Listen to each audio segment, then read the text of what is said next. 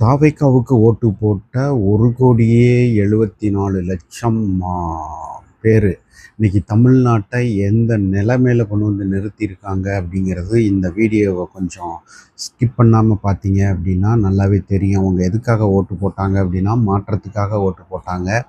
தமிழ்நாட்டில் வந்து ட்ரக்கும் ஆல்கஹாலும் தெருவுக்கு தெரு ஓடுது, ஓடுது அப்படின்னு சொல்லி ஓட்டு போட்டாங்க. ஆனால் இன்றைக்கி நடந்துக்கிட்டு இருக்கிற விஷயங்கள்லாம் பார்த்தா இது வந்து ஆல்கஹால்லேருந்து ட்ரக்குக்கு, அதாவது மெத்தப்பட்டமைன் போன்ற ட்ரக்குக்கு மாறிடுமோன்ற ஒரு பயம் இருக்குது. இதுக்கு காரணம் என்னென்னா, லாஸ்ட் மந்த்து 27th அன்னைக்கு இடி ஒரு சர்ச் பண்ணுறாங்க. அந்த சர்ச்சு வந்துட்டு யாரை நோக்கி அப்படின்னா, ஜான் பிரிட்டோ அப்படின்ற ஆளை நோக்கி. எதுக்காக அப்படின்னா, பிஎம்எல்ஏ ஆக்டின் கீழே 258 கோடி வந்துட்டு சட்டவிரோதமான ட்ரக்ஸ் கடத்தல் மூலமாக சம்பாரிச்சிருக்காரு அப்படின்ற பேசிஸில் நடத்துகிறாங்க. இப்போ அவர் வந்து அப்ஸ்காண்ட் ஆகி ஃபாரின் ஓடிட்டார்.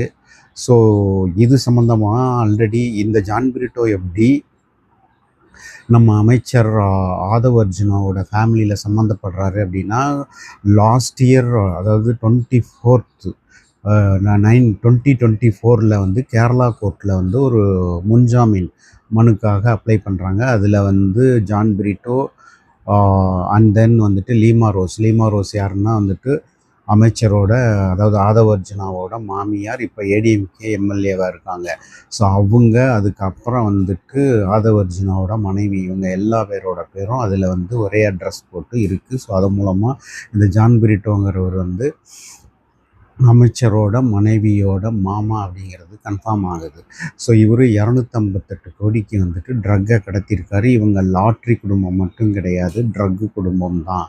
ஸோ நாட்டை எந்த நிலைமையில் கொண்டு போய் வச்சுருக்கீங்க அப்படிங்கிறத வந்து இது மூலமாக தெரிஞ்சுக்குங்க. இன்னும் நிறைய விஷயங்கள் வெளிவர இருக்குது. அடுத்தடுத்து நடக்க போகிற விஷயங்கள் பெரிய அளவில் இருக்கும். இதுக்காக நீங்கள் ஓட்டு போட்டீங்க அப்படின்றத தயவு செஞ்சு சிந்திச்சு பாருங்கள். ஒரு யார் என்னன்னு யோசிக்காமல் நீங்கள் போட்ட வாக்கு வந்துட்டு இந்த நாட்டை எந்த அளவுக்கு பின்னோக்கி இழுக்க போகுது, எந்த அளவுக்கு வந்துட்டு ட்ரக் மாஃபியாகிட்டையும் லாட்ரி மாஃபியாகிட்டையும் நம்ம சிக்கியிருக்கோம் அப்படின்றத நீங்கள் வந்துட்டு இது சிந்திச்சு பார்க்க வேண்டிய தருணம். இன்னும் அதனால தான் இந்த விஷயத்தை பேசுனதுனால தான் யூடியூபர் மாரிதாஸை கூட வந்துட்டு அரெஸ்ட் பண்ணாங்க. பட் இதை அரெஸ்ட் பண்ணி எல்லா சின்ன சின்ன ஆட்களும் அதை பற்றி பேசுகிறதுக்கு அவங்களே வழிவகுத்துட்டாங்க. So let's wait and see.